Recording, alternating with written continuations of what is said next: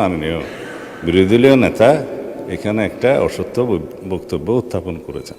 এই মুহূর্তে মাননীয় বিরোধী দলীয় নেতা দুইটা অসংসদীয় শব্দ ব্যবহার করেছেন, সেটা হচ্ছে মিথ্যা। এটা অসত্য বললে আমি আপত্তি করতাম না। এই যে আমি কালকে মিথ্যা বলেছি বয়ান, তো এইটা মিথ্যা শব্দটা অসংসদীয় হিসেবে এটা এক্সপান্স করার জন্য আমি অনুরোধ জানাই। দ্বিতীয় কথা হচ্ছে, ওনার কালকের বক্তব্যের প্রেক্ষিতে আমি বলেছিলাম মাননীয় বিরোধী দলীয় নেতা এখানে একটা অসত্য বক্তব্য উত্থাপন করেছেন। সেটা ছিল যেখানে রুল 62 অনুসারে আপনি তারপরে একজন বেসরকারি সদস্যের উত্থাপিত মুলতাবি প্রস্তাব গ্রহণ করেছেন, ওনারা ওয়াক আউট করার আরও অনেক পরে, তাহলে সেটা পার্লামেন্টে উত্থাপিত বা পড়িত হইল কিভাবে?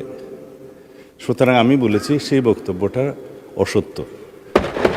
ধন্যবাদ মাননীয় স্পিকার।